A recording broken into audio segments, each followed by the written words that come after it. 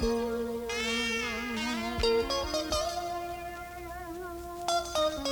name is King Simon. If you don't know me, now you know. I am one of the co-promoters of this particular event. And of course, this was brought to me about two to 3 weeks ago. And we think that, I know that Brother Claude Anderson got a powerful PowerPoint for you. I know that Brother Bob Law got a powerful dissertation for you. And I know that Brother Polite has a powerful dissertation and PowerPoint for you in regards to economics and also supporting ourselves and building our own industry and our own manufacturing companies, our own distribution companies, and all the different things. Also, we have a special guest that will be opening this up. Brother Sutek is in the building from out of 125th Street. They have something called Comedic Prosperity, and they're going to be speaking on that. I'm going to give him like 10 to 15 minutes to do what he got to do to explain that in a few moments. But first and foremost, I'd like to say love and honor to all the ancestors out there. We got to say ashe to the ancestors. All of us together, just say it. 1, 2, 3, ashe. That's right, to our beautiful ancestors, living and those that has transcended to the higher realms, because we're just one and the same. We're part of the same energy, and we all have to transcend to that higher realm one day. Bring on this brother here who's dealing with the comedic prosperity, who works with Professor James Smalls, who works with Brother Rock over there. I want y'all to give a well-deserved round of applause to my brother, Sutek. It's all right, Sutek. All right, brother. Thank you, brother, for coming. You want to stand or you walk? I don't know. We'll see how it goes. Yeah. Hotep family. How's everybody doing today? Okay, I'm going to give you the 15-minute version of the 2.5-hour presentation that I put together. I want to thank Brother Polite for inviting me up here to speak to you today. I want to introduce you to a company that myself and my brother Rock, Professor James Smalls, Professor Hiawatha Kamene Kaba, also known as Booker T. Coleman, and several other brothers put together. I don't want to go through all the names because the company is actually, and the purpose of the company is actually bigger than the people involved. We as black people in this country are facing some very, very serious times. And that's indicative of the event that they're going to have here today. And the subject of this event is, where's the money? And it's dealing with economics.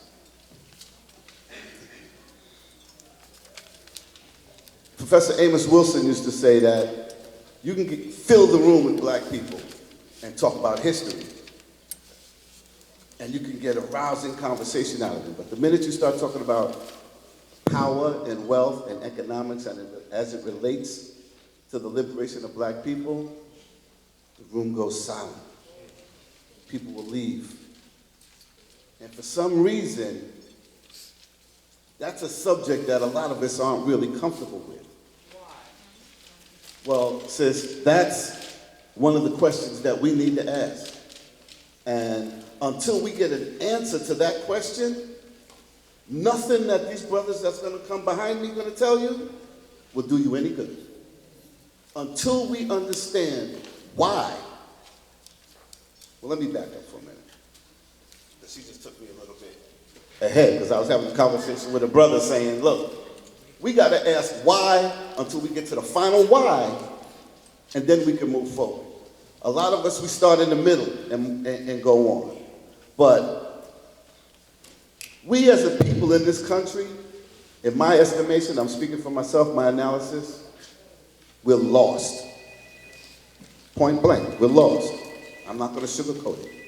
If after 400 years in this country, we have not connected the dots that will take us to financial and political control of our communities and stop other ethnic groups from coming into our communities and selling us back our culture, that's right. The only conclusion you can draw from that is that we're lost. So until we understand why that is, how that is, and the forces that are keeping it perpetuated, like I said, nothing these brothers behind me, that's coming on behind me, gonna tell you is gonna help you. Because they're gonna say some very powerful stuff today. But They're not going to say anything really different than what Marcus Garvey said, than what Amos Wilson said, that what Dr. Claude Anderson has been saying for the past 30 years. He's been telling us the same thing, and we really haven't made any progress as a people. So we have to go back, and when you're lost, what do? You go back to the point where you knew what you were doing, and then you retrace your steps. And then you can see the mistakes you made and not repeat them. So, like I'm saying, this is the 15-minute version of the presentation, but we have to understand why we're in the situation we're in. And to me, it's not because we're black. See, the people who put us in this situation, they know how the mind works. And that's one part of the company of Comedic Science and Prosperity. It's called My Own. It's called Mastering Your Own Mind. Until you master your own mind and get control of your own mind, you're not going to be able to move forward. You're always going to be the puppet of someone else. So, thank you. So, my brother over here, he's got a whole table of audio books. That's just part of our company. But the main part of the company I want to talk to you about is the Economic Development Corporation. Let's define economics. A lot of people think economics is money, so they focus in on money. But economics isn't money. Money is just a tool of economics. The definition of economics is the science of the manufacture, distribution, and consumption of goods and services and their management. Now, the key word in that whole definition is science. Economics is a science, meaning that you can get, if you arrange a set of circumstances and facts together, you can get the same outcome every time. So you hear people say, well, he's got it down to a science. He can make that thing happen every time on cue.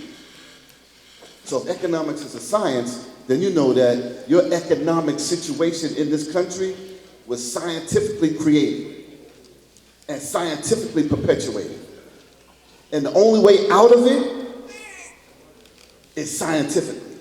We can't march our way out of it. We can't protest our way out of it. We gotta apply sound economic and business principles. Our situation in this country has been created because it's a good business decision for somebody else. You weren't enslaved because you were black. You were enslaved because it was a good business decision. The second most used word in the making of a slave, other than nigger, is economics. So with that in mind, you realize that the way out is business. You were put in this situation because of business, so business is what's going to get you out of it. In 2010, there were 1.9 million black-owned businesses in this country. That's a lot, right? 1.8 million of them had one employee. So what does that tell you? Tell you we're not employing ourselves. We got little babies here. Somebody just said their daughter was 10 years old. In 8 years, that kid is going to get out of high school. What's the world going to greet that child with? How are we going to prepare for that child when he comes out of high school in 8 years? Who's going to employ them? Us? Well, at the rate we're going, we're not employing them. You're going to have to look to an Asian, a Caucasian, or an Arab, and I call them all Arabs. I don't know where they're from, but they are Arabs to me. Is going to employ them. We're not employing ourselves. And one of the main impediments to black businesses succeeding, developing, and growing is access to capital. We don't have the access to capital that some of these other ethnic groups have. Other ethnic groups come and they practice our philosophy. Ujima, cooperative economics. They practice that. The Koreans come here, they practice cooperative economics. Before they get here, other than getting subsidies from the United States government, they saved their money in Korea, 10 families, put their money together, send one over, buy a bodega. That bodega gets running, they call for another family, buy another bodega. Now they own every bodega from, well, not now, but back in the 80s, they owned every bodega in Harlem. And then they switched it over, they left, and the Arab came in and took the bodega. You don't even know when that switch occurred, because it was seamless. One day you went in, you handed your money to a Korean, the next day you went in, you handed it to an Arab. And it didn't dawn on you. Between 125th Street and 135th Street, there's 10 bodegas selling the same thing. Each one of them doing about $3,000 a day. Yeah, think about it. They're open 24 hours, and that's $605 transactions. It's $3,000. I got the math written out, but I'm not going to bore you with it. But in a year's time, that's $10 million in that 10-block radius, just from the bodegas. Now you got supermarkets and everything else on 125th Street that we don't own. That's money that's not circulating in our community. Now the Koreans, you go down Midtown, they in the delis in Midtown. So they made their money off of our back, went down to Midtown, then they're down there, now they sold the bodegas over to the Arabs. So what's the next ethnic group gonna come and get that and take money out of our community? And what's stopping us is access to capital. The banks won't loan us money. Venture capitalists won't loan us money. How many times have you heard black people say, what we need to do is pool our money and we can do this and we can do that? But we're not quite there yet. You understand? We're not going to get black people to come in and set up an account and then we just dump money into an account. Because mentally, we don't control our own mind. We have been trained to not trust ourselves. So if I don't trust myself, then I'm not going to trust anybody who looks like me. So that type of blind faith, we won't do that. But yet if you have a job and you have a 401k at your job, you get X amount of dollars taken out of your check and it goes to your 401k, that's a blind faith investment. Because you don't know who you're giving that money to, you don't know what they're investing that money in. They could be investing that money in something that's coming back to hurt you, but you don't know. So that's a blind faith investment. But yet, because it's not us, we'll do it. You understand? In the presentation, I go into the forces that created it and why they created it. But the basic underlying principle of why it was created is business. They didn't bring Jackie Robinson into the Major League because they wanted to embrace black people. They brought him in because it was a good business decision. You understand? They didn't start letting blacks come into the white colleges because they wanted to bring the rainbow in. No, it was a good business decision because the government started giving all these black kids all his finances to get into schools. Back in the 70s, I was a product of that. I went to Boston College based on government money. The brothers got the water hose and the dogs sicked on them so that I could go to college. And I took that money that the government gave me, and I went to a white university instead of turning around going to one of the historically black universities. Now what's happening? The historically black universities are starving for cash. But yet they got all our best talent in the white universities. So these are all good business decisions on the part of somebody else. But in order to pull that good business decision off, they got to make you not trust yourself. And I go into all of that in the presentation. And that'll be discussed later. So when you go back to why our businesses don't succeed is because we don't have the access to capital.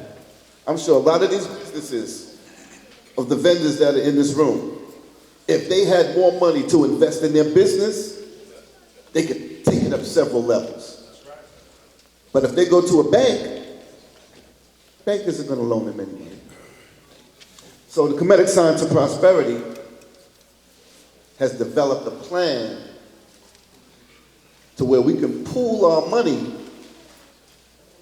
without you feeling untrusted.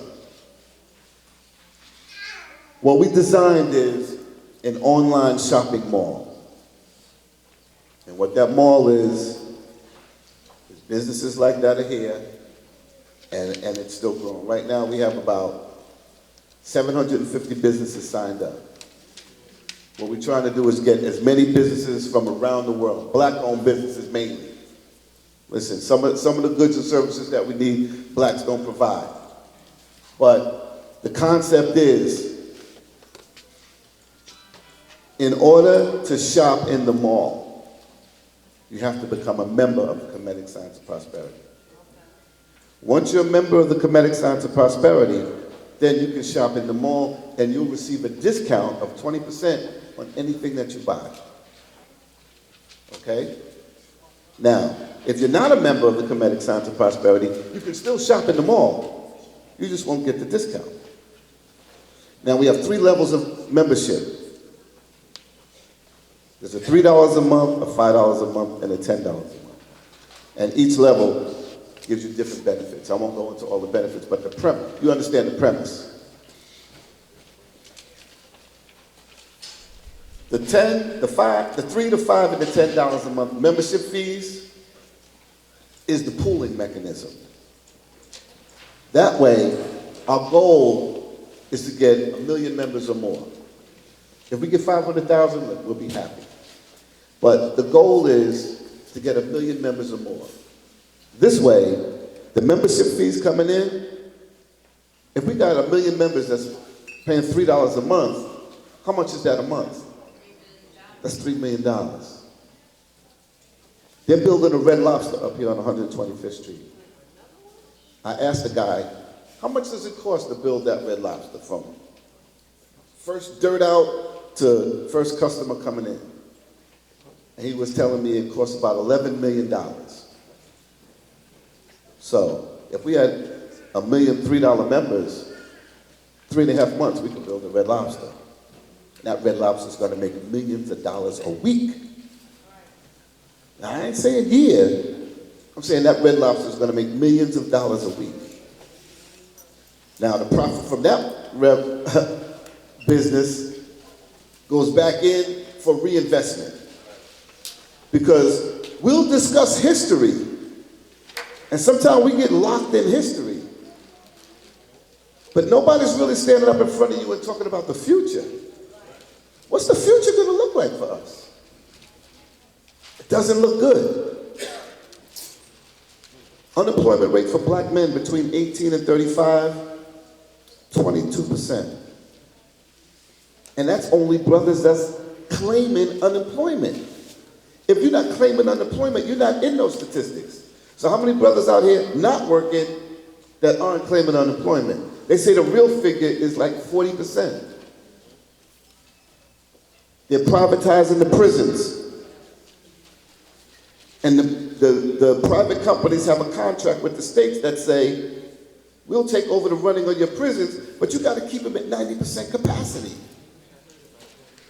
So now, as unemployment rises, what happens to the crime rate? Rises. As the crime rate rises, what happens to the incarceration rate?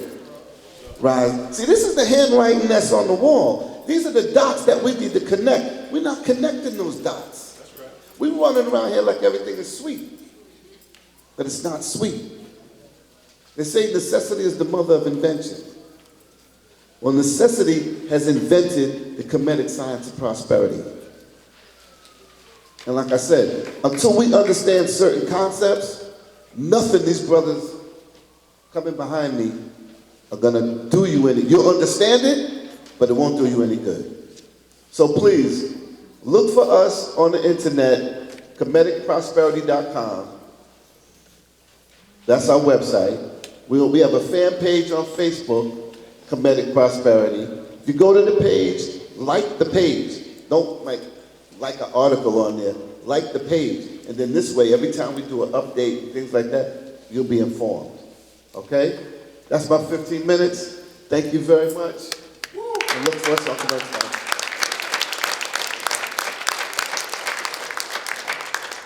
Give Brother Sutek a round of applause. Put your hands together for Brother Sutek.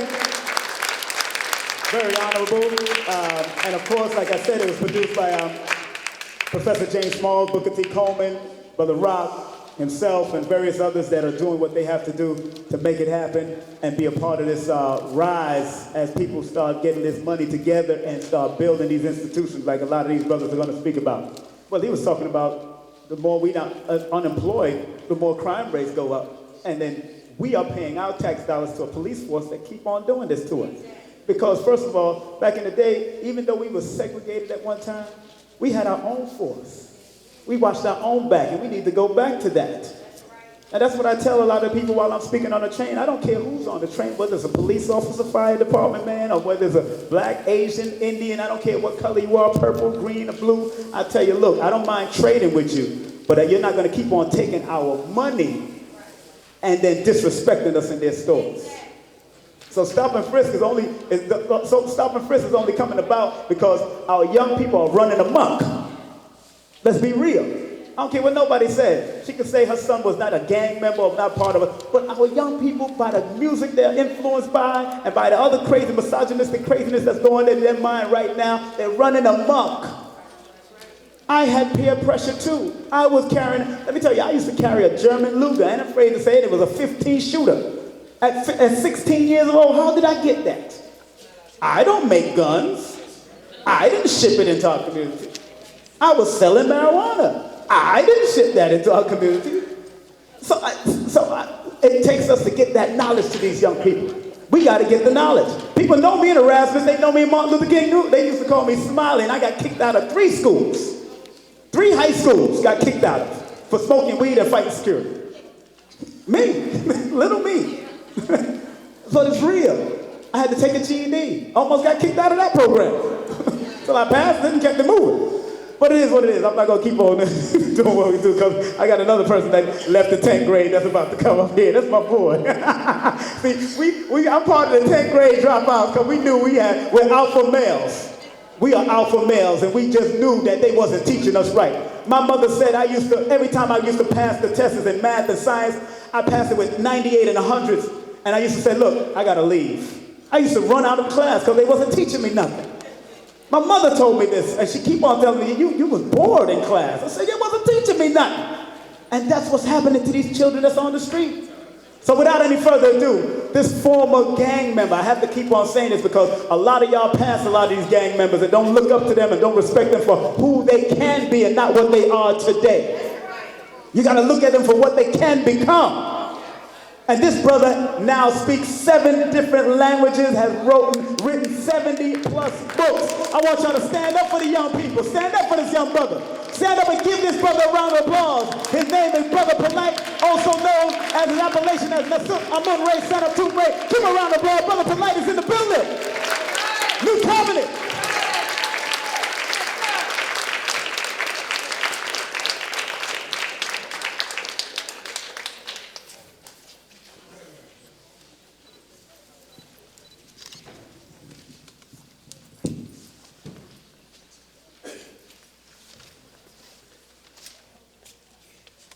How's everybody doing? Great.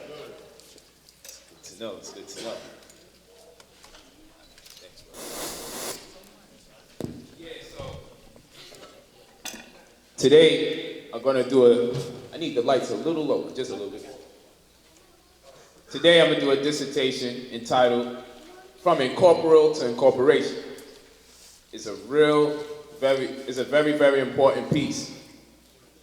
And of course, many of us are here today for economic pretense. It's very interesting. I did a debate in December called Is the White Man the Devil or Have We Become Our Own Worst Enemy? And we couldn't have enough space. We didn't have enough space for the people in the room. Because they thought they was going to see a fight. They thought they was coming to see some nigga business. And there definitely was some nigga business going on. You know, and they came for that. And when I taught that day, I took the time out to present an economic piece. And people told me I was out of pocket and I was out of place. And I said, you have no idea why I came here today. I ain't go there that day to debate. I put on a show, I performed, and I did my thing. Absolutely true. But I came in there to teach economics, and I knew I had to use that title as a medium or the venue because I knew the mentality of the people that was coming into that debate. So many people said, man, that brother, but it wasn't about economics. The whole thing was about economics to me. It's the only reason I did the debate. So I could get those people in the room to finally listen to something that was worthwhile. The speculations about where the white man come from, I could give a hell less about where the white man came from. If black people were first, if he's more superior, if we not, I really don't care because it doesn't do nothing for me today. The main reason we remember ancient Egypt is because of what? The pyramids. That's real estate. They had real estate knowledge even then. Most Honorable Elijah Muhammad, one of the main things you hear about Most Honorable Elijah Muhammad is the lessons that he taught. You hear about Yaqub, the brown germ, the black germ, the white man being grafted. But Most Honorable Elijah Muhammad had farms. He had his own import and export with fish, country to country. This was during a time when black people were still being lynched. He had his own independent publication. He had over 50 schools in America. Did we adopt those sciences? No, we didn't. No, we adopted Yaqub, and the white man was grafted out of the black man. The original black man created the white man is the original devil. All this senseless doctrine. But here it is, a man had his own import and export. When blacks purportedly were being held back, he showed forth and proved despite the obstacles, despite the blockades. They ain't an excuse big enough. He still persevered. We don't get that part of the doctrine though. They don't tell us how to grow our own food or how to acquire land or how to set up our own schools. Somehow we was left with the religion. So Dr. York, they say, man, this brother says he's from Planet Risk. That's the only thing they got from Dr. York. Dr. York owned both sides of the street for an 8-block stretch down Bushwick Avenue, Brooklyn, New York. He owned his own movie house. He gave our members both sides of the street to live on. There wasn't one person who lived on any one of those 8 blocks on both sides of the street that wasn't part of the community.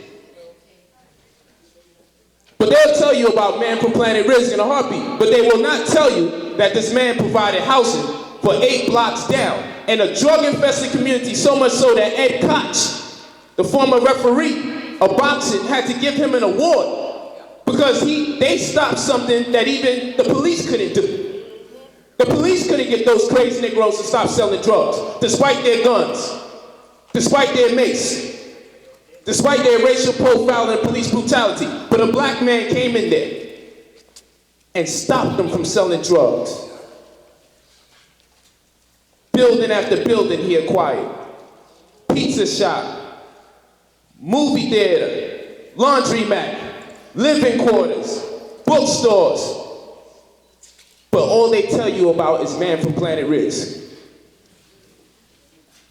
As if they didn't see his brilliance. And he took us upstate New York as an opera. And there we acquired land again and grew our own food. And then Dr. York took us to Eatonton, Georgia. 404 Shady Dale Road, Eatonton, Georgia, where he acquired 476 acres of land, and he said, I'm tired of paying white people to see my ancestors in Egypt. We're gonna build our own pyramids. You know what the Negro said? Those pyramids are not made of low stone and granite.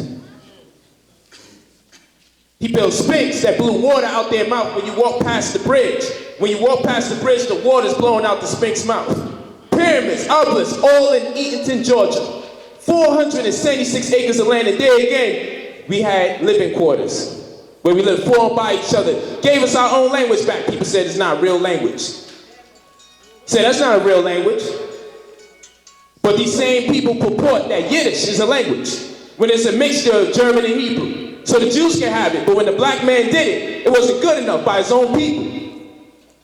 Because all we want to talk about to circumvent what that man has done is speak about the religious or the spiritual aspects of what he came to teach. But never did anyone realize he used that as an incentive to mobilize the people. So we always left with the doctrine, but never the economic premise. And that's not by accident. You have your own people that wish to infer doubt in you, to have you incapacitated in fear. Your own people do it to you. I'm watching brother after brother in this community. I'm thinking I'm gonna learn something from them. You know what they're doing? They're doing whole lectures on why you shouldn't trust other black men. Breaking down conspiracies, signs, and symbols and the likes of why you shouldn't trust these black men.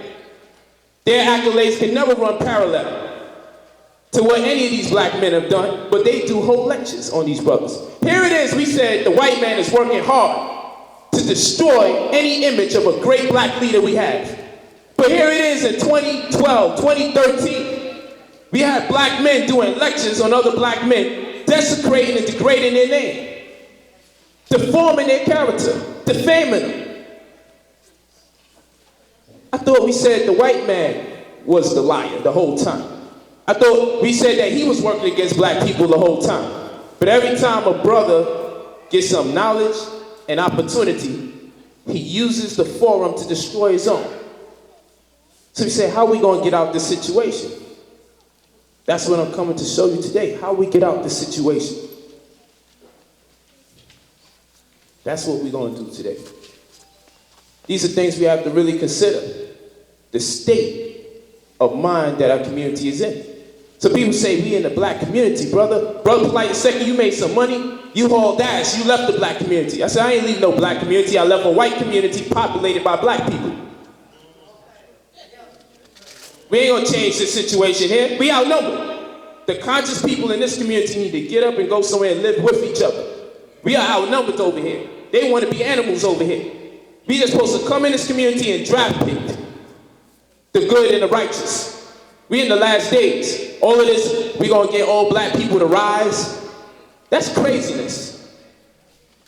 All of this, you know, black people are just corrupted because of what white people are doing. Listen, there's something inside of all of us that gives us the ability to discern right from wrong. There ain't an excuse I got in the world for anything that I do wrong. We're gonna be held accountable for our actions one way or another. We can pass the buck all we want, but that's not gonna get us out the situation. That's clear as they living here 2013, still seeing us in the same state we were in. Dropped off by great leadership. So it has to change. And the only way it's gonna change is if we come up with an incentive to see to it that each individual that makes up an organization,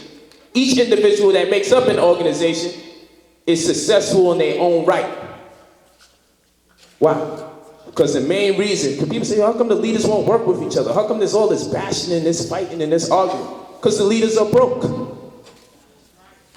They're afraid to lose their congregation. Because the leaders are broke. So we have to find a way to make the leaders money. They are young brothers, so I see things totally differently. And for that I get shunned. But I'm from a different generation. I'm from a generation that when I couldn't persevere in school to have some new sneakers on so I could run from being ridiculed, I dropped out to sell drugs just to have the right shoes on, to come to school, not to go to class, but to be seen in those shoes. I had nobody tell me right from wrong. I come from a generation where my pants were sagging, I had a teardrop on my eye for shooting somebody, gangbanger flag on my head, and ain't nobody said nothing to me. I walked the trains, I'm rapping, cuss words, everything. No one said nothing to me. I went on a train, now that I'm conscious and try to teach the people, shut up, come on. But when I was a gangbanger, ain't nobody said nothing to me. There ain't one person came to me in the community and pulled my shirt and said, brother, come on, you don't carry yourself like that. Don't talk to your woman like that. Black men don't do that. Ain't nobody said nothing to me when I was out of my mind. Now I'm teaching, and it's all sorts of speculation on, is he really writing all those books? Do he really speak all those languages? Where was you at when I was gangbanging? You acting like before you come to me to ask me questions, you ain't have to walk by a drug dealer. Like you ain't have to walk by a pimp. Like you ain't have to walk by the liquor store, after liquor store, after liquor store. Like you couldn't pick an argument with them people in the Board of Education for administering a curriculum that makes your children dysfunctional. But you want to come talk to your own people that's making an honest effort, as if there's nobody else that you didn't have to walk by and route to me. And people say, so why you so frustrated? Why you sound like you mad at black people? I'm mad as hell at black people.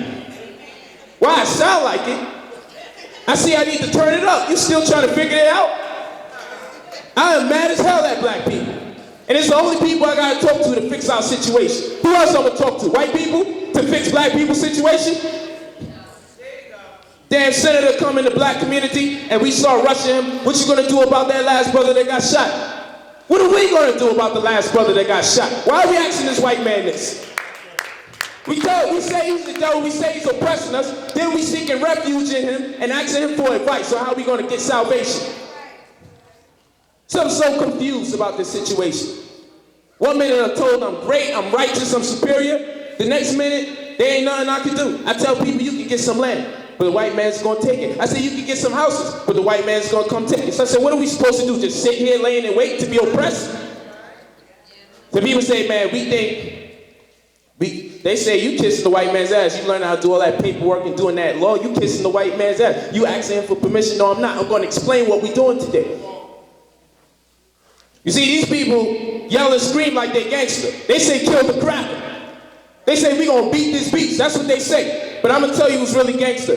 People like us, because you know what we do? We send the oppressor letters and say, out of everybody here that you got brainwashed, I'm not brainwashed. I disagree. I'm from the offspring of royalty. I'm sorry. I don't care what you say. That's gangster. I went to the man that blows up buildings galore, country after country. And we send them letters to say, I disagree.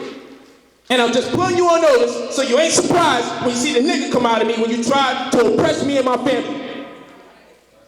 I ain't put up no Facebooks and do bubble talk and claim that I'm gonna do something to people I know I ain't gonna do nothing to. They send us negative mail, we send them negative mail. You open up your mail, you owing bills, we send them some mail, you owe us some money. That's what we do. It's been working thus far. So somebody gonna tell me, kill this white man. Then when I'm doing the paperwork, they say, but yo, you might get locked up for that. So I say, what's the science? You just said kill the white man. And now you getting scary when I'm telling you, brother, just mail this letter out and just send it to them and let them know you disagree. Oh no, you trying to get niggas locked up. Last I checked, a homicide was way worse than some paper mail. So you see, it's all good when we just talking and running our mouths. It's all good. And we get each other amped up. You say, black power? Yeah, you know, everyone feel good. We feel like we're doing something. Because no one's going to step in and say, yo, all of y'all are full of shit. Because you know, after this, you ain't doing nothing when you walk out that door. So people get mad because now we're saying, you know what? We're tired of this. I ain't going to be sitting in this no more. But you say, you hate black people. I say, I don't hate black people. I'm just upset with the decisions that we're making. Those who purport to be conscious. It's only people I'm thinking about. You know, these people, they learn, they want to teach people who learn. They don't want to go out there and teach people who obviously don't know. They want to kick doctrine to me like I ain't studying. There's a bunch of people out there roaming ignorant as hell. We don't even have the time to argue with each other. There's so much niggas out there that don't know shit. But we hand selecting people that we know are studying and trying to pick an argument. And say, why are you so frustrated? Because we can get out this situation overnight. And people think that's a joke. We get out this situation overnight. It's not even that hard. So I love it. So we're going to go here from incorporeal to incorporation. By myself, head of the Crown Supreme Grand at Perception of New Covenant Community, our community. Let's go to the next one, baby. Of course, that's our New Covenant flag. Let's go to the next one.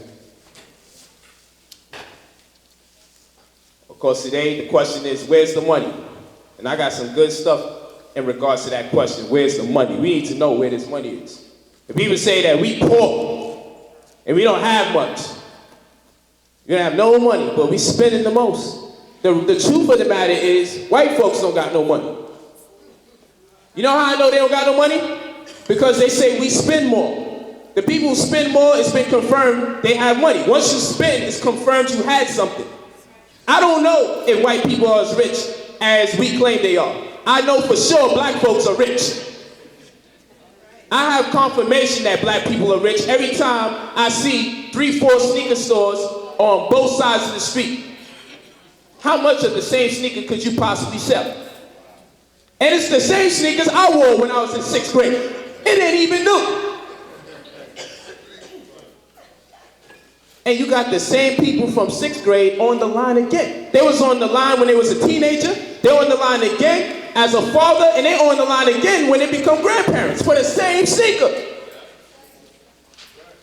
But we say we can't do this, we ain't got the money. You You crazy. Black people have the money. In fact, black people had way too much money. We created more when we was in a state of involuntary servitude, obviously. When we were slaves, we created more. Now that we think we free, we ain't been creating nothing. Just check the records. Check black people out when they feel like they're enslaved and see how much they produce. We have too much. That's the type of race we are. You gotta take away some of this shit that we got. We got entirely too much luxury. So we're not driven to come out of a situation that we don't even know we're oppressed. So we have to go from incorporeal to incorporation. Let's go to the next one.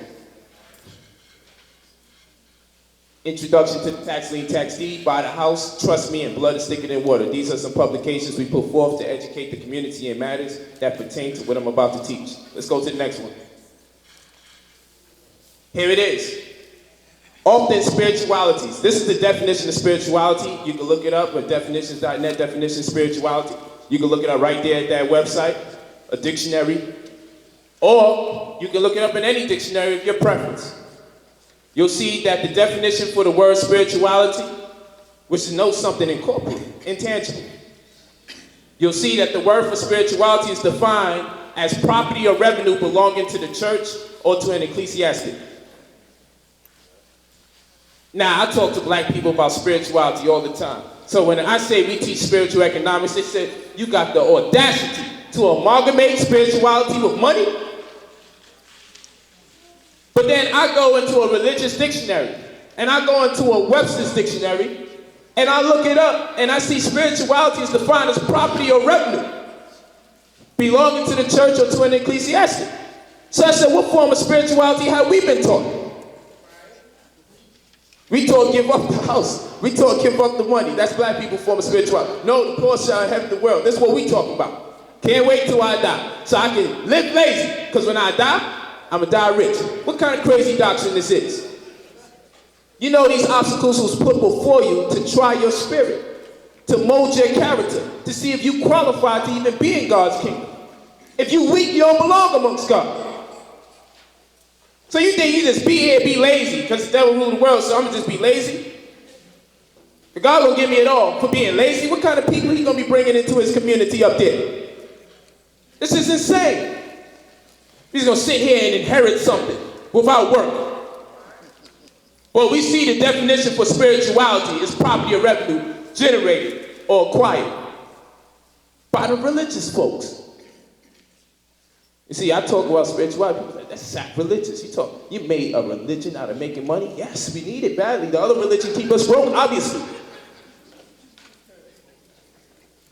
So we go over here, 1 Kings 2:3, and it says, and keep the charge of Yahweh, thy Elohim, to walk in his ways, to keep his statutes and his commandments. You see, that word statutes is very deep. And keep his commandments and his judgments and his testimonies, as it is written in the law of Moses. What's written in the law of Moses? That thou mayest prosper in all that thou doest, and whatsoever thou turnest thyself. But the word there is prosper. And if we go here, again here, we see that the word prosper appears. The Hebrew word for prosper is sakha. What does that mean? That means prudent and to be successful. Look up the word. Look at how they expound on this word. They're talking about material success. Do the research yourself. So it's a part of the Jews' law to be successful. The word law for there is Tanakh or Torah, how you know it. It's part of the Jews' law. When the Jews read their Torah, they learn it's a part of God's law to be successful, materially successful. They know that it's a sin to die here, poor, impoverished, stagnant, low income. It's a sin. In other religions. You got people really sitting here teaching their children in a form of religious instruction that it is sinful to be poor. With all the divinity the Most High gave you, you could die here poor. Just think about if you was educated in this manner. What would you be like by the time you hit 20, 30, 40 years old? If you learned it was a part of your God's law to live successful, to live rich, to have abundance. So I know who's not God's children, because when I teach this doctrine and people fight me, I say, you couldn't possibly be a child of the Most High. You hate money. God's children make money. You ain't supposed to be scared of it. Why we gotta have money? Because you gotta be compensated for what you do. Whether it is fiat, whether it's gold, whether it's silver, whether it's auction, whether it's women, whatever area you in, there's always compensation for something you have done. You ain't gonna run from that. People have to be compensated. Energy has to be exchanged. You exert energy, you get compensation for that what you put out. It's universal law. You put something out, you get something back. Today we putting a lot out and we get very little back. So it's troubling us. It's corrupting our spirit. Because remember, spirituality is predicated upon acquiring real estate or generating revenue. So this means that we have corrupted spirituality. Because we'll get into astrology, we'll get into palmistry, we'll get into everything but make money. The astrologer's so deep, he don't know how to take himself out of poverty. He can tell everybody their future and who they should be with and who they shouldn't be with. But he don't know where he should be at to make money. He can read your palms and he can tell you that you don't belong in New York. You belong in California. But he can stay and live in the projects as deep as he is with his palmistry. He got hands of his own, you know. He ain't reading your shit without hands. Why he living poor like that? This is insane. But he burns his fingerprints off. What's going on? Don't make sense. Let's go to the next one. And you say, you just be knocking people. I ain't knocking people. I ain't saying a name. I don't have to say a name. That's how deep this information is. It just targets you if you're full of it. So here it is, God's kingdom. Stairway to God's kingdom. According to dictionary definition or Macintosh dictionary application, sovereign means a supreme ruler, especially a monarch, royalty status. We was told that we weren't sovereign. Somebody told me this. Someone's making us afraid to be sovereign. So you don't want to do that. You don't say you're sovereign. So I'm trying to figure this out because I know sovereign means alluding to royalty, status of a king. You look it up in any dictionary. I don't know what other people say sovereign means. Look it up.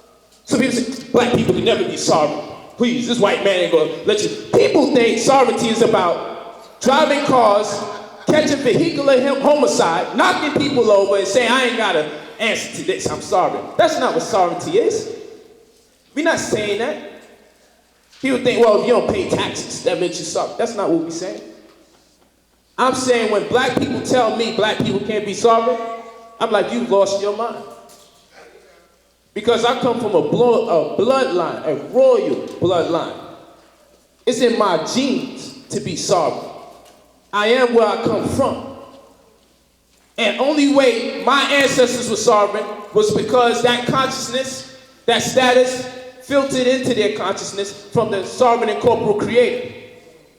You see, in your own scriptures, everybody's scriptures, it says God has a kingdom and he reigns supreme. If I'm God's child, and it says in everyone's scriptures, more especially the Bible, that we are heirs to the throne, joint heirs to the throne.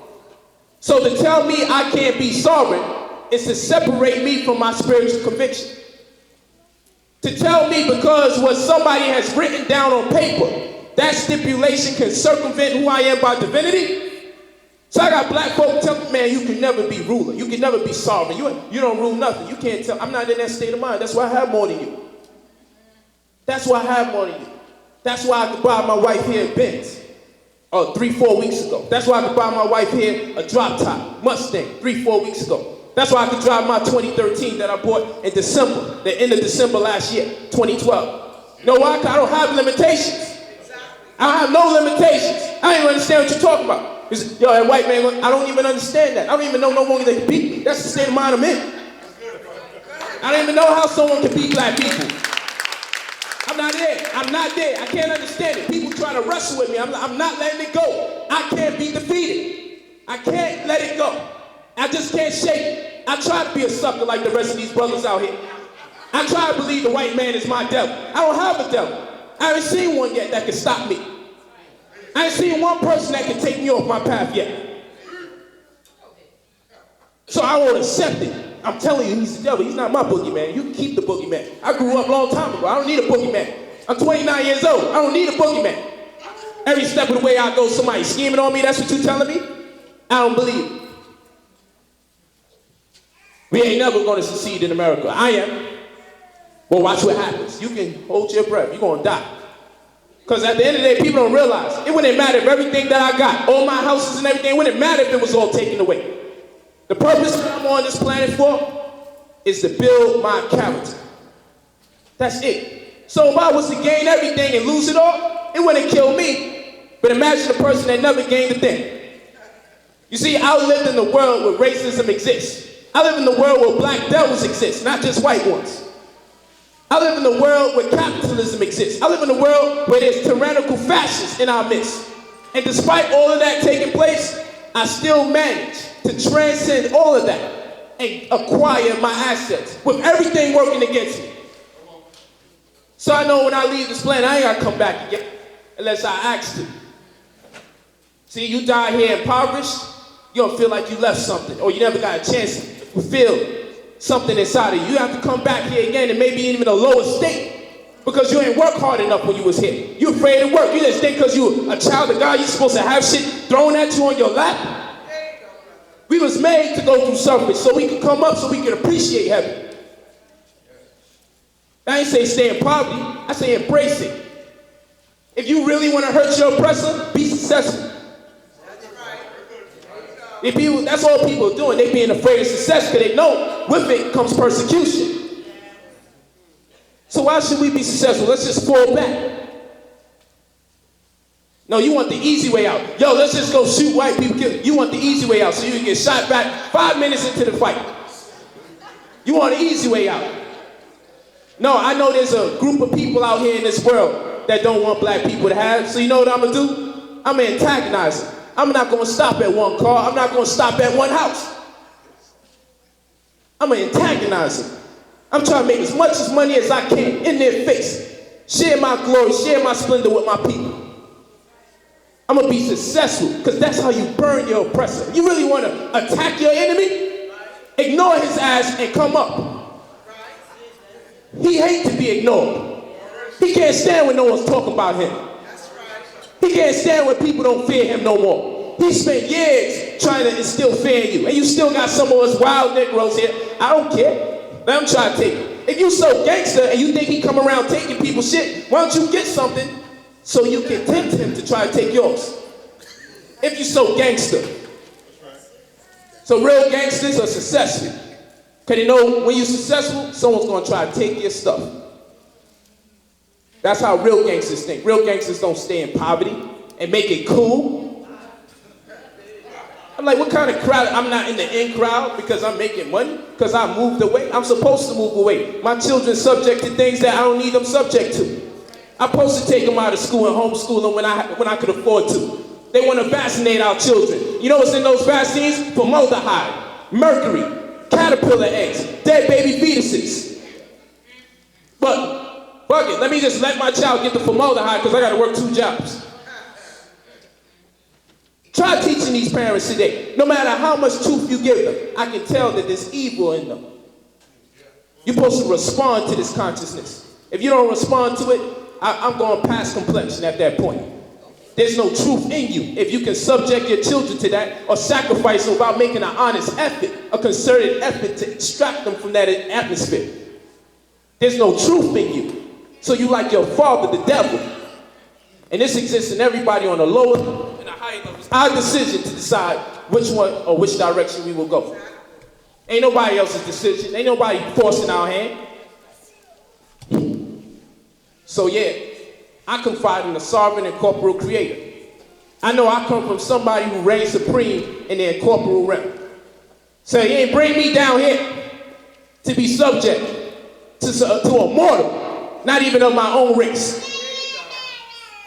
It's not gonna happen. He didn't bring me down here to be reluctant, to show forth and prove that I can be successful in this realm, because I don't want to hurt other insecure black people's feelings. How come you bragging about what you got? Because I ain't had shit when I grew up. That's why I brag. My father was gone when I was age 8. He left me 2 days before my birthday. My mother, I met her when I turned 17. She died the week that I met her from cancer and diabetes. I was homeless. I was going house to house showering at other friends' houses. And now I have, you trying to get me to shut up about having it? You crazy? Make nigga want to come out of me. Are you crazy? This ain't even for you. This is for me. When I speak, I'm listening to me. I went through shit. It's like I've been through Iraq. More people die in the hood than they die in Iraq. This is an actual statistic. People in Chicago die. Brothers die from gangbanging more in Chicago than they do in Iraq. I saw it on CBS. Shit is dangerous. Just living in our own community amongst each other. This ain't gangbanging. They say police brutality. But anybody's gonna get dysfunctional when they're limited on resources. Because now you gotta be an animal to survive. Or at least you're gonna think you have to resort to being an animal if no one doesn't educate you properly. It's our parents, right? I tell somebody the other day, I'm like, look, the parents gotta teach the children. Look, the white man stole all our information, brother. I said, listen, they ain't steal your mother's information. You talking about some shit went down hundreds of years ago. What happened to your mother? What happened to your father? What's the excuse? We ain't got one. We ain't got a good enough one. If anybody black walking around here is successful, I can be successful. You ain't the lucky one.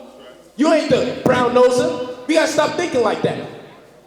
Something gotta be wrong with a brother or sister if she's successful. They gotta be Illuminati. We ain't even give them a shot to even get to know who they are immediately. We didn't even get to develop a relationship with them. We had to turn them into Illuminati because of their success. Insecurity. You gotta make being poor the right thing. That's what we gotta do. We gotta make being stuck the right thing. When in fact, the very people we tearing down, we probably could learn something from. But before we even open our mouths up and humble ourselves to ask them a question, we shun them. We gotta do better than that. Let's go to the next one. So we talking about from incorporeal to incorporation. So I showed you our spirituality. We gave it up. And we live in their world. Their world was created by corporations. We gave up our heaven. We gave up our supreme deity to take them on as Elohim. Because Elohim means what? Judges, those judges. In the Bible, Elohim means those judges. We gave up our creators. We gave up our gods to take theirs on. Let's go to the next one. So here it is. We see the word church. And spirituality is a place where conventionally Christians assemble to worship and praise. But we know in law, a church is a place or group that remains sovereign since their deity is sovereign with them as joint heads to the throne. This is why even to this day, in the past, the church has this thing, this immunity. You can't even come in there and start regulating. But you see, we don't want to use this. You see, white man ain't going to follow that. This white man you talking about, this country you talking about, it's a 501c3, not-for-profit organization, registered in a jurisdiction known by the misnomer of Delaware, with an executive branch in New York City. And if it's a corporation, it's a business. If it's a business, it has to follow business etiquette. All you have to do is snitch on America. All you have to do is know where to snitch. And let them know someone's not practicing business the right way. But you gotta know how to do this administratively. So people get pulled over by the police and they want to break down all this deep shit about private law. And I say the policeman's education doesn't take them there. He don't know what you're talking about. He think you crazy. Your paperwork should precede you. Take the ticket, sue him later. We just don't want to read. Nah, you think they're gonna listen? They listening. We got all the results. I be showing testimonials and everything. What more do you need? You just think something's not gonna work for you. You've been oppressed for so long. You can't come out of it. Spirituality, we went over that. Property revenue acquired. Okay, and they taught us the spiritual, so-called spiritual rendition. Prayer. We know prayer to be a form of worship. But in law, if you look up any legal dictionary, you see prayer as a petition for relief for damages, compensation from a lawsuit, etc. Look it up legally. The word prayer means that you're saying, this is how much money I demand.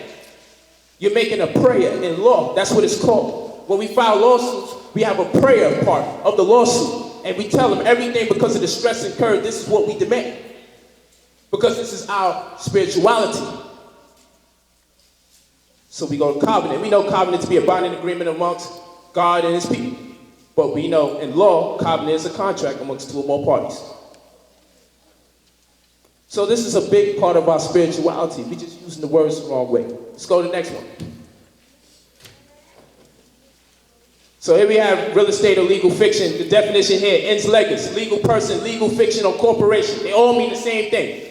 is a creature of law, an artificial being, as contrasted with a natural person applied to corporations considered as deriving their existence entirely from the law. Corporation.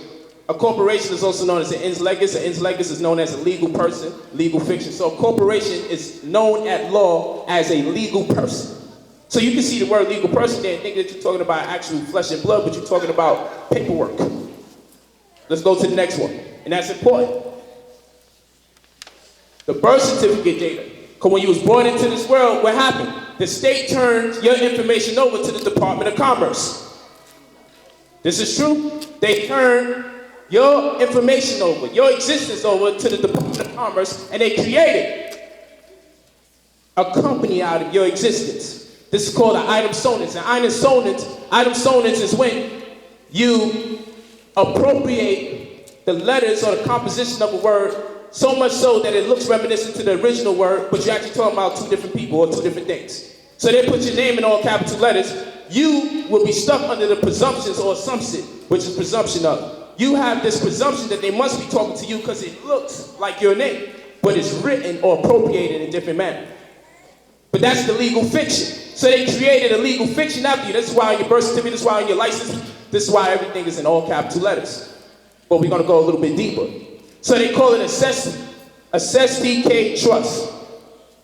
This is all facts. That's why I have it here in front of you so you can look it up. When your child was born, they put the name in all caps. The state turned that information over to the Department of Commerce. The Department of Commerce puts your information into assessed DK trust to build or construct a birth certificate, where they made a promise that you will make X amount of money in your lifetime so we can pay back our debt without you even knowing. And in turn, your parents will lose guardianship by the legal age of you becoming an adult. Until which time that makes your parents what they render to be a homo commandatus, people that are not mentally competent. And in turn, they will suggest to you that you're a minority. But in law, if you open up any legal dictionary, the word minority means what? A grown adult thinking in an adolescent mind that needs their will to be controlled.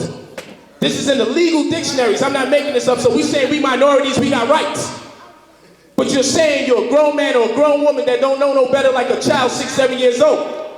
So we have to learn how the words are being worked against us. And if they couldn't do what they wanted to do, they wouldn't just play with the words, they would just kill you off jump. If they didn't have the right to just knock you off, why are they going so hard to manipulate the words? Why would they go so far to redefine the words if the words don't count? Why you gotta sign so much contracts if this didn't even count? So you people who believe in white supremacy, that's the problem. And your belief in it is what oppresses you. Let's go to the next one. So here we go, let's go to this. You can hit the body. Go ahead. You can play it. Just hit the body. Yeah, keep playing it though. So here we have home births, because we have our own midwives in New Copy. And this was a sister that I have interviewed. Those of you that know my YouTube channel, you can see the full-length interview with the questions and answers. So I went to these people's houses. Both of them had home births, and both of them just bought property. They're all from California. They use the New Covenant way to buy properties without a mortgage, using our status correction and our trust. Buying properties without a mortgage, okay? They did this at home, as you can clearly see. All of this was done at home. Why? Because then we generate our own sovereign affidavit of nativity.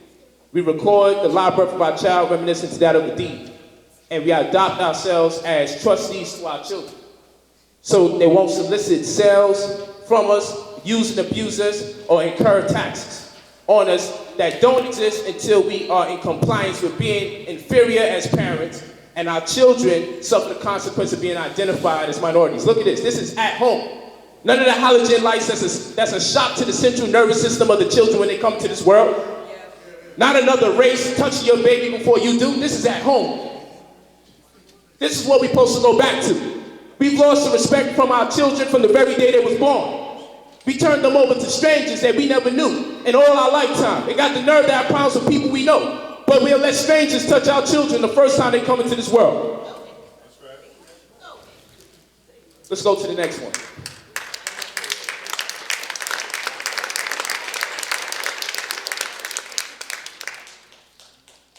any more slides, huh? Gotcha. So here we have this. Properties. We have our head caseworker in the building. Our head of the Crown Supreme Grand Ambassador, Lawan Abram, with the red headdress. He came out with his publications, Deficients, New Covenant Status Correction, Deficients of the Statute Statement, Statute Merchant. I want to go over these three major things of significance right here. You have what they call pledging, a formal promise of security for a debt obligation. It's a form of conditional interest. Conditional interest is defined according to UCC law, right, as saying or conveying that you, as a debtor, that's your status until you do otherwise. But anything that you own, you only own by condition, a conditional interest. This is stipulated based on UCC 9-105 in parentheses lowercase d, that a debtor can only conditionally own property. Now, that's the pledge. So you say, what does this have to do with anything? Because when you buy a property, a pledge is being made. Whenever you buy real estate, because black people are the least likely to own a property and the most likely to lose it. These are real statistics, you know. Look up the Department of Commerce. They'll tell you, we're the least likely to get a property and most likely to lose it. How do you lead in both categories at the same time? When you buy a property as just a conventional black man, black woman, a pledge has already been made on your behalf that your property can be used as collateral, which generates what's called a security. A security is a paper instrument or a paper certificate that attests to the ownership and equity, as in the case of a stock, or ownership of a bond, as in the case of a debt obligation, which has tradable derivatives, meaning that it can be sold as stock. All right? I have to talk fast because I have to close. So when you buy a property, a pledge has already been made on your behalf without you even knowing. You probably dealt with a bargain and sales deed or a warranty deed.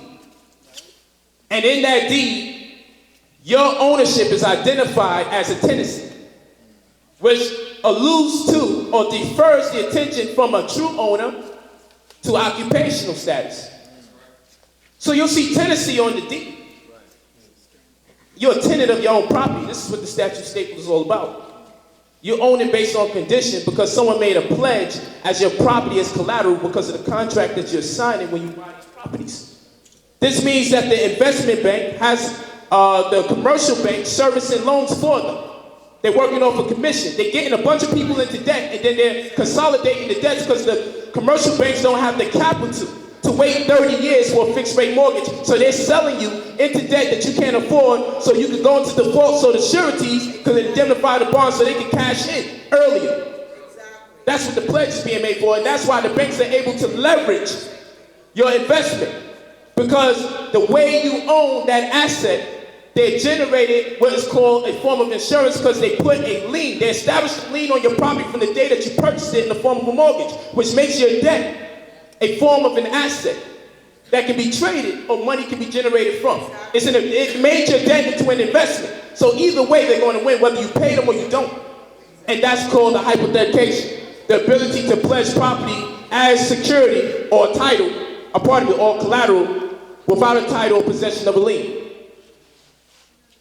So what they're doing, they're making money off your debt and selling it. So they're not even interested if you even paid the mortgage at this point in time, until you stop signing yourself into hell, signing yourself into slavery. You don't even own your own property. You have a conditional interest. So what the bank is doing is perfecting the claim by way of this lien that they put on the property from the day you first get it. Last slide. Go to the next one. These are some more books that are relevant. You can diffuse that foreclosure. First and foremost, and you can get rid of the tax implications, and you can buy properties for $3,000, $2,000 that's worth $80,000, $90,000. You have to do a UCC, financing statement. Are you walking around with your crown? This is the question. Because when you establish the right relationship with your asset called fee simple, reminiscent to that of an allodial title, the type of title that countries have when they own without a conditional interest, meaning that their law prevails. When you establish a UCC1 financial statement, what you're doing is setting the stage for what people have to follow. We learned in Yickwell versus Hopkins that sovereignty is not law, it is the author and source of law. So for you to be sovereign, you have to be the author of the law that people have to respond to. You only can do that by establishing a perfected claim, because the nature of UCC is to that effect that when you file in UCC, you're making sure you don't have to go to court if there's a discrepancy in regards to your property, because you are the author and source of the law. You've already made the stipulations to which people have to respond to. So we empowering you again to show you to go into contract yourself and to have a perfected claim and diffuse what's called the presumption of the item sonus. You got to get these publications. It's real. Because when you do it this way and your status gets corrected, now you get the benefits, the real estate and the tax benefits that most 14th Amendment citizens do not get. You basically are buying property for wholesale rate. Not the $200,000-$300,000 property that's not even worth $10,000. Last one. This is a video, because the question is, where's the money? This is the video. Where's the money? I walk through these streets of Harlem, right where we at, down the block, 2 blocks away. These Negroes is online to buy sneakers. I had to come out the car and videotape this. They're online to buy some 13s, Michael Jordans, that came out when I was probably in 7th grade.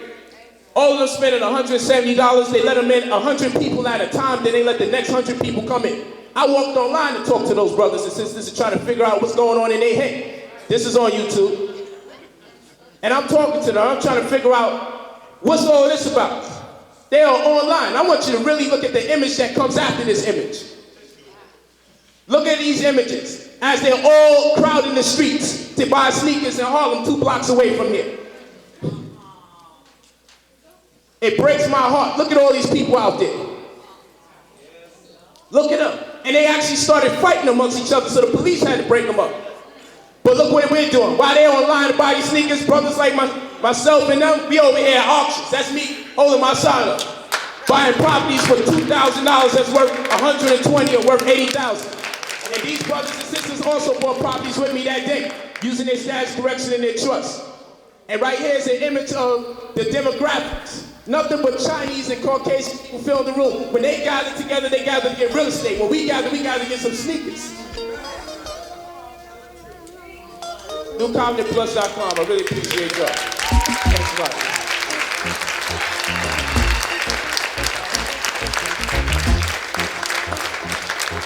And 2. Give him a round of applause. Give Brother Polite a round of applause. Thank you, my brother.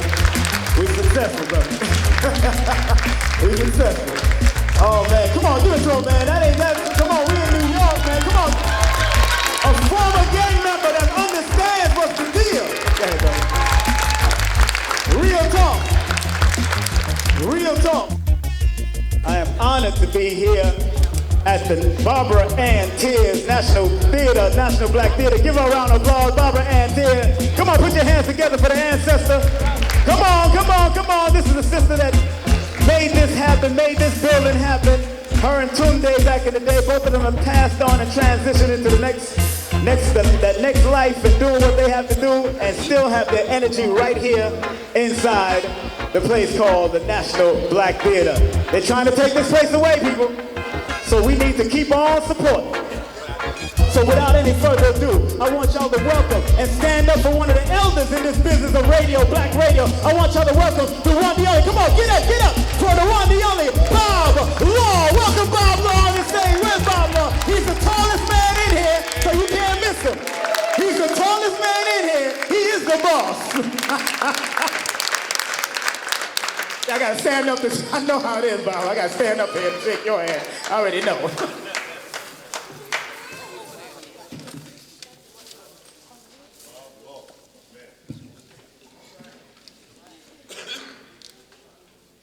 Thank you so much, King Simon. It is our pleasure to be here. I would need everybody to take your seat, though. Everybody who came for this information, came for the forum. If we could get everybody to come in, come back, sit down. Did y'all come for this? The people who are over here, if y'all came for this, it would be so nice if you would come back into the auditorium so that we can start and share this information. We're going to move through it as quickly as we can. There's a great deal that we want to share with you, and then we want to save some time for a question and answer period as well, so that you can have really sufficient information. But again, we appreciate your being here. The question is a simple question: where is the money? We are people that are spending more than $1 trillion annually. But if you look at black communities all over the country, we don't look like a people who have $1 trillion to spend. We're spending $1 trillion, and at the same time that we spend $1 trillion, the black community has the lowest median family income of any ethnic group in the country. We have the highest consumer debt. We have the highest unemployment. But at the same time, we are spending more money than most countries in the world. If we were counted as a country based on the amount of money that we have, we would be the 9th wealthiest country in the entire world. At the same time, we suffer and meet every negative category. So where's the money? At one point, we have to begin to answer, where's the money? Where's the money going? How is it that a people who have $1 trillion to spend suffer at the bottom of every equation? So we come to talk a little bit about where's the money. See, here's our concern. Black people are the world's super consumers. We spend 97% of our money. When we get paid, they say how the money doesn't bounce in the black community. It bounces in other communities about 7 times. It doesn't bounce in the black community at all because we spend it before we get home. When we get paid, we start spending the money on the way home. We also don't have institutions in the community that the money can bounce in. So here's our concern. Everybody in this society, every community in this country, from the corporate community to other ethnic communities, every community is enriched by black spending except the black community. Nike likes to point out, or at least they acknowledge, that young black men are the driving force behind Nike's success. Not only do young black men buy sneakers, but they influence sneaker sales globally. And when that is pointed out, most often, people are pleased, people applaud that young black men are global trendsetters. But the only thing that we set trends for are those things that benefit other people. We are not global trendsetters in paying child support. You see, we're not global trendsetters in stabilizing independent educational institutions in the black community. We are global trendsetters in the things that other people benefit from. Young black men sell sneakers because corporate America tells you it's all right for you to sell sneakers. Young black men are trendsetters in drinking cognac, but we don't own the cognac farms in Cognac, France. See, you remember, some of you might remember that there was a speech once where Malcolm said, he was talking about nonviolence. You remember that? And Malcolm said, you bark when the white man says bark. You bite when the white man says bite. And you bleed when the white man says bleed. We could use that same analogy. See, you buy when the white man says buy. And you buy what the white man says buy. But when it comes time to spending and turning your dollars back into your own community, then you don't have any money. Then you have questions and reasons why you can't spend your money stabilizing your own community. You ever see a group of black folk come into a restaurant, and black people would come into my restaurant as a group. There'd be maybe 5 or 6 people, and they're having lunch together, and the waitress will bring the check. When the waitress brings the check to a group of 5 or 6 black people in a black business, the group takes the check, they start scrutinizing it, they start checking what was this, double check the tax. You know you've seen that. Take that same group into a white restaurant. They bring the check, the person hands the waitress the card and never even looks at the bill. Always trying to demonstrate to other people how rich we are and how prosperous we can make them. But when it's time to support your own, then you don't have any money. And so we continue to spend, and we are pleased with being trendsetters and engaged in activity that enriches everybody but us. We begin to talk to black folk about spending money in our own community. And black people come, you go to a black restaurant, and when they say, when the food comes, the end of the meal, folks say, it was really good, but it's a little bit too salty. Other than that, and the iced tea was a little bit too sweet. The biscuits, one brother told me, Bob, the biscuits are cold as ice. Can you heat up the biscuit? I had a brother come into my restaurant once and ask for something that wasn't on the menu. It wasn't even on the menu. We said, but we don't have that kind of fish. He said, okay, it's no problem. What you do is you go back in the kitchen and you put this in it and you put that in it. So here's a guy who came to a restaurant with a recipe and then gives you the recipe to go back in the kitchen and cook a dish. When he goes to Red Lobster, he never mumbles such a word. And then we begin talking to black people about a seafood cafe. Black people say, well, I don't really like fish. And I'm not really into seafood. Y'all ever been to Red Lobster? There's nobody in there but y'all. Black people cleave to seafood. It all depends on who owns it. And there's no Red Lobster in any black community. It doesn't have to be. Black people will go to the Red Lobster wherever it is until a black person owns the seafood restaurant, then you don't like seafood. Where's the money? How is it that people who are spending $1 trillion are still suffering at the bottom of every category? It is time for us to turn the money around. And so there are people who benefit from black consumer dollars. One of the things that, there's a report that comes out every year that is called Black Spending Power. Where we need to begin and where we need to start is understand this. There's no such thing as black spending power. You can't have power spending.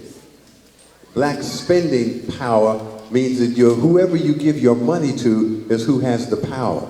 And you could go into some of the communities of the people who own all the businesses in the black community, go to the communities where they live and see what your community is supposed to look like, because what they are building, they are doing with your money. But it is incorrect to think in terms of spending power. There's no such thing as spending power. We're going to talk a little bit about how we turn black spending into real power. There's a campaign that is circulating right now that is called In the Black. And see, what's interesting is that now that the black media is white owned, they've developed a campaign called In the Black. Now that Essence is white owned, now that BET is white owned, now that WBLS is white owned, now that all the black media is white owned, now there's a campaign called In the Black, where they are saying to corporate America, and they've got some black folks saying it, black public relations firms, black ad agencies, they're saying to corporate America that there's more money in the black community. You're already getting $1 trillion, but there's more money in the black community. There's more money on the table in the black community. We want you to hire us so we can take you into the black community and get the rest of that money. Now, how intelligent is that? And so their concern is that corporate America is not responding. Corporate America is not taking the bait. And it's easy. See, there's no reason for the corporations of the ad industry, the manufacturers, to take the bait because they already get all the money. And if you go to them and you say, there's more money for you to get, if you hire me, I'll go in and get that money for you. But the corporations say is, well, why should I hire you? I'm already getting all your money. If there's some money left, I'll figure out how to get that. I figured out how to get this without you. And if you're telling me that there's more money for me to have, I don't need to hire you to get that money. I can go in there and get that money myself. So that when you tell people that there's money to be had, and I want to help you get the rest of that money, boss, then you understand how that's not power? The power comes when you say to corporate America that in order for you to continue to get this money, here's what you're going to have to do. I'm not going to help you get the rest of the money. I'm actually going to stop you from getting the money you currently get. When you consider how much money we spend, if black women who spend twice as much as their white counterparts on beauty products, twice as much, if black women were to say to Revlon, for instance, and Revlon receives more money from black women than the two black beauty manufacturers combined, if black women were to say to Revlon, here's what we want you to do, because we spend $30 million a year with you, whatever the figure is, it's into the billions, but here's what we want you to do. They will blow that off. They take your money for granted, just like these leaders take your vote for granted. They will take your money for granted, but what if you went to Revlon and you said, here's what we want you to do, otherwise we will stop spending with you. If you take control of your money. And see, Revlon does not reinvest in the community. They don't reinvest in the black community on our terms, but they do know how to reinvest in the community. Revlon has built, it's a woman's product, right? They manufacture products for women. They want to have a really good, strong relationship with women. So they have built, one of the things they have done is that they have built a breast cancer research center on the campus at UCLA. They know how to put money back into the community, but it's no accident that they put it on UCLA campus and not on the campus at Spelman. Because women at Spelman are dollars they can take for granted. It's not that they don't know how to invest, but we have been chasing them and telling them that we want them to do whatever it is, that we want to be whatever it is they want us to be. See, there was a time when Essence was black owned, and the salespeople at Essence magazine back in the day would go into white ad agencies and tell the white ad agencies how much money you spend, your education level. They would give them demographic information about black women, and they would ask for what are considered upscale products, upscale colognes, makeup. Those ad agencies would tell the salespeople from Essence magazine that we don't mind black women using our products, but we do not want to appear to be soliciting them to use these products. It will denigrate our products. We don't want to appear that we are actually soliciting black women. See, the people at Essence at that time were supposed to say, okay, that's fine.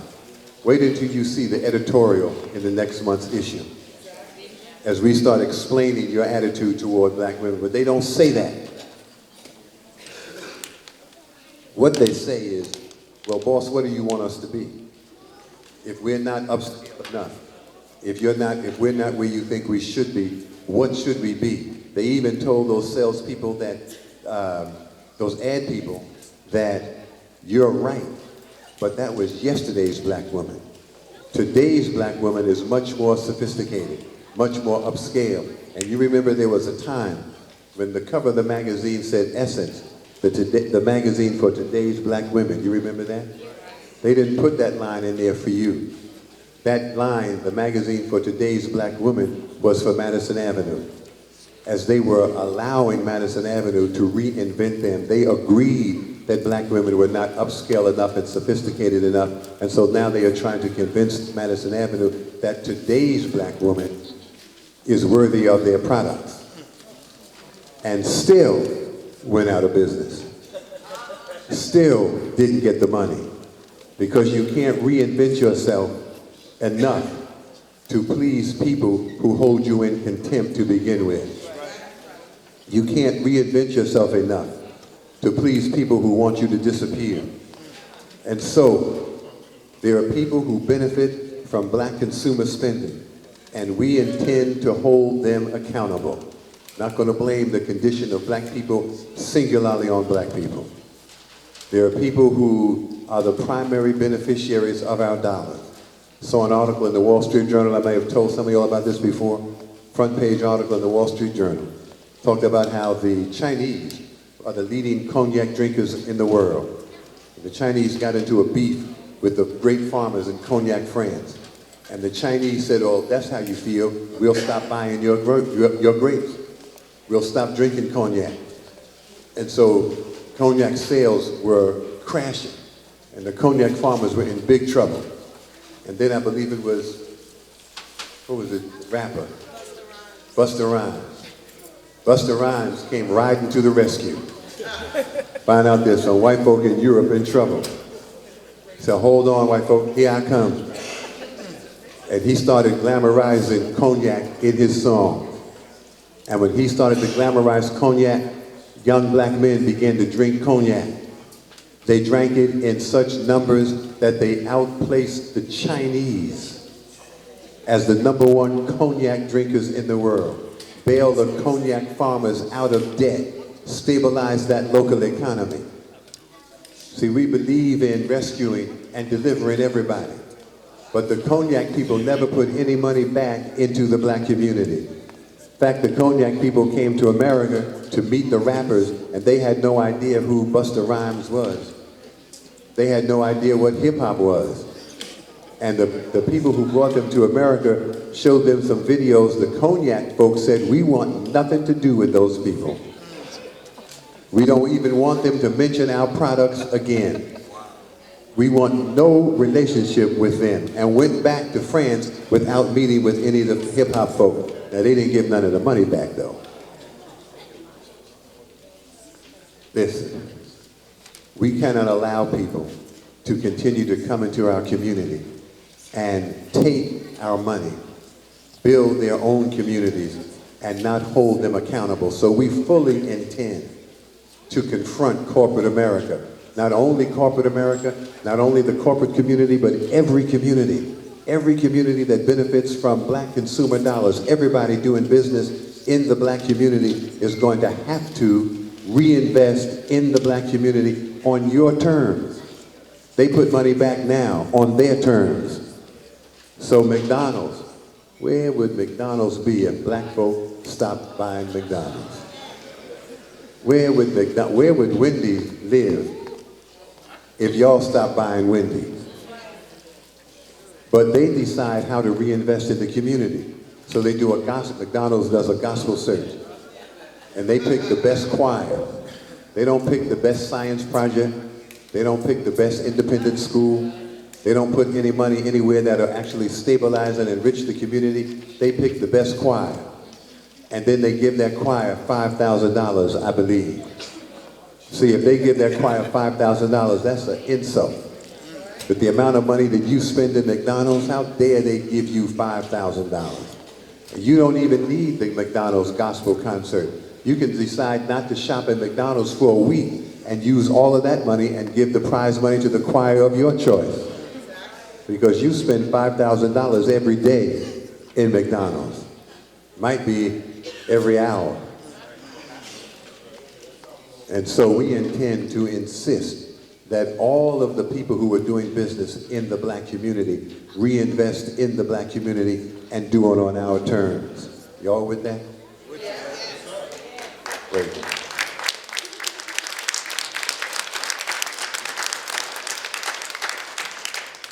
But now here's where we want to begin. Even though we must hold the corporate community accountable, we believe that it is effective and efficient and productive if we start first with ourselves. What if we take control of our own spending first? What if we turn our money back into our own community first? And so we have launched a campaign called the $1 Million Black Spending Power Campaign, because it's when you control your money. It's when you strategically direct your money. That is when your money turns into power. So we want to use our spending to be able to stabilize our community and be able to influence policy. Be able to tell people that if you want to continue to get this money, this is what you must do. Then it turns into power. And if we use our money to stabilize our own businesses, stabilize the local economy, then it begins to turn into power. And so we launched a campaign, the $1 Million Black Spending Power Campaign. Phase one, it's only phase one. Phase one of the $1 Million Black Spending Power Campaign is of asking every single black person, every one of y'all, to make a commitment to spend $20 a week in a black-owned business. Everybody. Now, the people are going to say, where are the black-owned businesses? I can't find a black-owned business. I want you to understand. Some of the stuff that we say is, I don't want to say nuts in front of Dr. English, but some of the stuff that we say is emotionally imbalanced, disturbed. See, when you say, I went to a black cleaners, and the cleaners lost my pants, therefore I'm never going to a black cleaners again. See, that's an irrational statement. That's mental imbalance. See, if you say, I went to this brother's black cleaners, this brother's cleaners, and he lost my pants, don't like the way the whole thing was handled, I'm never going to his cleaners again. That makes sense. But when you say, he lost my pants, therefore I'm never going to a black cleaners again, that's an emotionally disturbed comment. That reflects an emotional imbalance. Because black people really do have an emotional imbalance when it comes to dealing with each other. We are willing to embrace and support everything. We embrace and support everybody. Everybody who has a movement can come through the black community and be embraced. No matter what it is, the latest movement is the lesbian, gay, bisexual, transsexual movement. That's the latest new movement in the black community. Because the black community is down with and understands and is willing to be inclusive with everybody except each other. So when we say spend $20 in a black-owned business, that is going to work for us on a financial level, because if you do that, even with minimal support, that is going to begin to turn $1 million a week into various black communities all over the country. Just by you spending $20 a week in a black-owned business. And it's not as easy as it sounds, because there's some black folks who really have a psychological problem when it comes to supporting a black business. I know brothers who have given out tickets for events, and they come to my store to leave the tickets, and they stand in the doorway, say, can I put these in here? I say, come on in, come all the way in. I dare you to walk up here to the cash register. Walk that far. No, brother, can I just put them right here? So we got this emotional blockage. Got this problem with supporting black businesses. So people are going to say, where are the black businesses? Can't find them. And so this brother, Around the Way app. Stand up for a minute, brother. This brother has an app called Around the Way. It lists black businesses all over the country.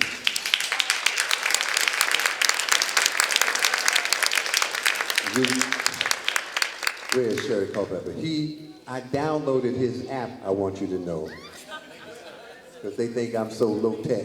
So I downloaded his app in my phone, and you can go into his phone, and you can, into your phone, you can download the app for free. It's free download. And you can find black businesses in cities by category all over the country. So if you want to spend money in a black-owned business, Around the Way is the app. All right, brother.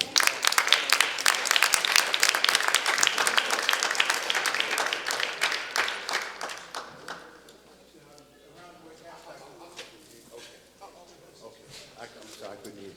All right. So we're covering that. Also, I want you to be able to, you can go online. You can go online to a website that is called Buy Black All Year Long. Did y'all remember that? Buy Black All Year Long. And there's information about what it is that we're doing, information about the cash rush, the cash flow, the Recycle Black Dollar shopping tours. And what you can do if you go to Buy Black All Year Long right now, you can click on and pledge to spend $20 in a black-owned business. If we can get enough pledges, then even that gives us strength.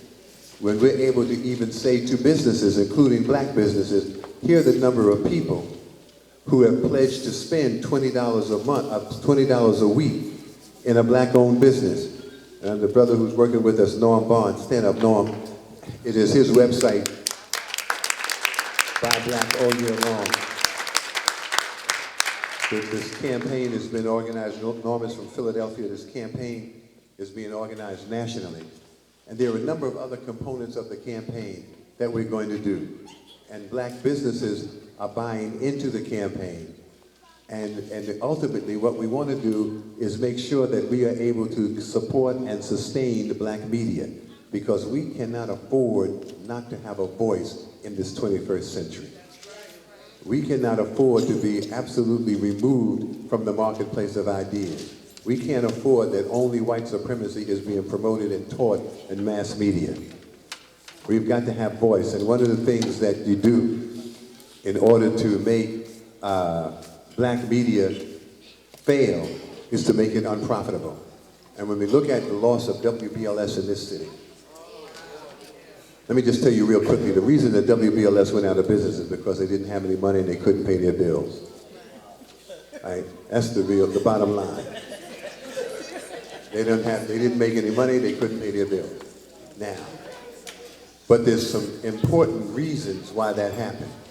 And the real deal is that black radio, including WBLS, does not get paid what it deserves for how well it actually performs. So that when they go to an ad agency and they say that my spot, I'm selling you a 60-second spot for $100, the ad agency says black consumers are not worth $100 for a 60-second spot. We'll give you $70, take it or leave it. And you needed $80 to break even. Only $20 was profit. And so the black consumer is absolutely taken for granted. So BLS goes out of business, WWRL, legacy black radio station where we all came up. We love WWRL. No longer black owned. Can't get paid what it deserves for how well it actually performs.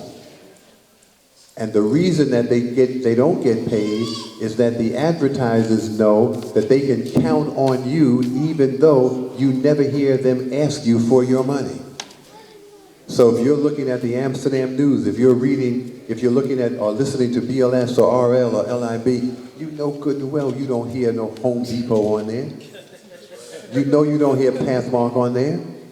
And Pathmark says we don't need to ask them for their money. They will go wherever we are. They can take your money for granted, and since they can take your money for granted, when your media goes to them and says, we can deliver this audience, they say, we don't really need you to deliver this audience. This audience can't wait to give us their money. You see what happens on Black Friday. You see what happens on Black Friday? Y'all crush into the store so quick, they got to put up security guards. They've got to take special steps to stop and those malls in black communities. Those malls where black folk go are the malls where they have to put up special security to stop you from coming in the store. You can't give the money away fast enough. You knock each other down and run over each other to give them the money. And so we do want to hold all of those people who benefit from our money accountable. But I believe that it is intelligent to start with ourselves first. Take control of our own dollars first. Take control of our own money. So at one point, in a couple of months, we have to come to you and say that this is the corporation we want you to stop supporting. And see, the corporations say, you know that Bob Law is running around here talking about economic sanctions. He gonna tell black folk to stop buying something. Is he kidding? He might tell them this, he keeps threatening it could be cola, because we love orange, grape, and cola. And if we were to stop buying cola, see how long Pepsi and Coke would thrive without your money. And they say, well, he's talking about it could be cola. He's talking about it could be craft food. Because black folk buy particularly mac and cheese. We love Kraft mac and cheese. It's not that Kraft makes better mac and cheese than you. You love mac and cheese, but you are busy. You are working. You're a single parent household. You don't have time to make mac and cheese. But since you love mac and cheese, so you buy Kraft mac and cheese, which is already made. And they say Bob Law's talking about, he's threatening, he's hinting, could be cola, could be mac and cheese. Does he think that black folk have the discipline to stop buying anything that we tell them to buy? And see, here's what makes them nervous. Back in 1995, every single black and white political personality in the country, every one of them, said don't go to the Million Man March. Every one of them. I said go. That's right. Did y'all go? We went. Yep. But did anybody show up? Maulana Karinga, who's part of this organizing committee, said go. Minister Farrakhan said go. I said go. I remember one day on the air, Gary Bird said, for all the people who are not going to the Million Man March, stay your behind home. From now on, we're only talking to the people who are going. Did y'all go? So they're a little bit nervous that maybe I have a little bit more reach and influence than they think. They're not so sure they can dismiss what I say. So we begin to talk to you now. First step is to take charge of our own money and begin to turn our own dollars back into the black community. We will identify black businesses that will be a part of the campaign as it moves into phase 2. Phase 1, you pick the business. Just begin doing it. And people will say, yeah, but what about the black business? They got to put money back. We want to organize the black businesses into a group and we will show them how and where to put the money back into the community. But don't ask them to put the money back immediately because you have never given them enough money to reinvest in the community. You've been spending your money with people who hold you in contempt all of your life and never require that they put any money back. And you know, there are people who just get blamed for the condition of our people. And they're guilty though. You know, we had a conversation just the other day about the black church and how black churches don't put the money back. And they don't. There are some that do now. But many, many, many don't. And how many, you know, a lot of people are complaining that my wife or my grandmother or my mother going to church every Sunday, giving money to the preacher. Like you ain't in the players' lounge every night giving it to the barmaid. Like the only people in the community that don't reinvest in the community are the churches. Like the Kit Kat Lounge reinvests in the community. And all the rest of the clubs that you romanticize and where you spend so much time giving up rent money and child support money. So there's a lot that needs to be redirected. And what's powerful about this campaign is not only will it turn money back into the community, this campaign is going to help break through some psychological barriers because it is not that easy for us to support us. And so phase 1, we challenge you to spend $20 a week in a black-owned business. Phase 2 begins a lot of other on-the-ground activity. There's a thing called a cash rush, where we will identify 3 stores or 2 stores and announce it on the air, announce it in black media, and ask everybody between, say, the hours of 10 and noon, in a 2-hour period, we're asking everybody, go into one of those stores and spend a minimum of $20 to one of those. It's called the cash rush. Rush in, spend the money, move out. There's a Recycle Black Dollar shopping tour. We identify, some of y'all have gone on Recycle Black Dollar shopping tours with me in the past. We identify 5 or 6 stores, put people on a bus or vans, and drive them to the stores. People talk about the quality of service and whether or not people are going to have all of the stock that they need. The local people, the local organizing committees, they will make sure that we are taking you into businesses that not only are prepared for you, but absolutely deserve your support. And so there's some actual things that we will do, and one of the things that we're going to do to make it a little bit of fun is that I am negotiating right now with, to provide for the person who spends the most money in about a 3-week period, the person who spends the most money, a trip to the Caribbean. You'll be able to spend a weekend in the Caribbean for spending money with your own people. Y'all remember this doctor named Ken Webb? Yes. Ken Spiderweb? Yes. And he's got a thing he does at a Caribbean event called Crop Over. And he has agreed that he will provide a trip for 2. Go with him to Crop Over. Just got to work out how we can do that and get the local government involved. So we want to make it some fun as well. We want you to enjoy helping yourself, because it's not easy helping y'all. And so we got to see if we can make it a little bit more fun so that we can cause our own prosperity. Yes. And so now there are people who must be held accountable, but at the same time, there is power in us using what we already have.